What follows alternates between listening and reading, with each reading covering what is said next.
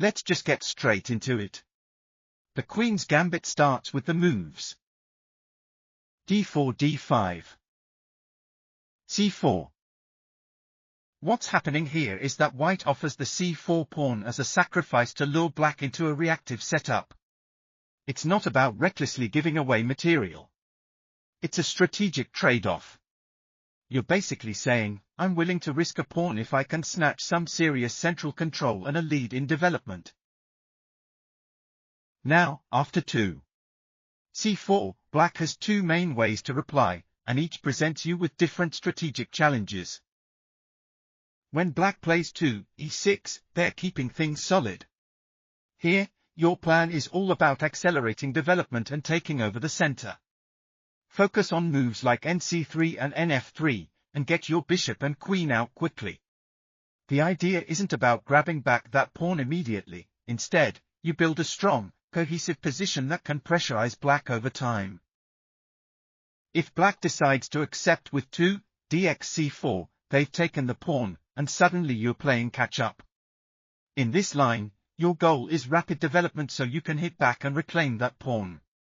Moves like nf3 and e3 come into play, setting up your minor pieces and preparing to recapture while still commanding central space. Whatever line black chooses, the core idea remains the same: central control and smooth development. Think of each move as laying the foundation for a well-constructed position. You're not just playing for the pawn, you're playing for active pieces, coordination, and long-term pressure. A couple of tips to keep in mind. It can be tempting to go on a pawn-grabbing spree, but often the best approach is to develop your pieces first. A harmonious setup is more valuable than a temporary material gain. Whether you're facing the declined or the accepted, always keep your plans adaptable. The moment you commit to a rigid idea, you risk falling behind if black finds an unexpected reply. Control the center. Every move should help you strengthen your grip on the central squares. This is where the game is won or lost, so make it your priority. d4, d5. c4, dxc4. nf3, nf6. e3.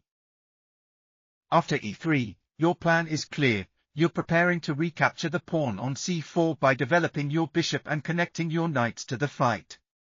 You want to sacrifice a little now to enjoy a strong, active position later.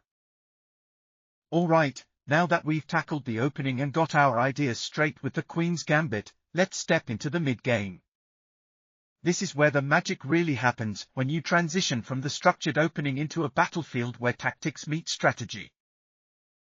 In the mid-game, what you want is for your pieces to work together to control those key central squares. Whether it's pushing a well-timed pawn or repositioning your knights, every move should reinforce your grip on the middle. Think of your pieces as an army. The rooks should find open files, the knights should look for spots where they can move the most, and your bishops need those long, active diagonals. It's about making sure your pieces support each other.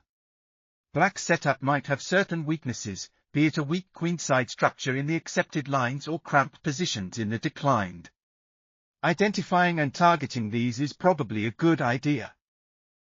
When black sticks to moves like 2, e6, 3, nf6, and 4, b7, they opt for a solid, defensive stance.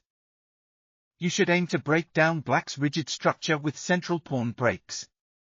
Typical ideas include moves like nc3, nf3, and sometimes an early e4 to challenge black's center. Often, black will try to activate with a counterthrust like c5. Your job is to be ready with a timely exchange or repositioning to maintain your initiative. Alright, now that we've navigated the opening and mid-game, it's time to talk about the endgame.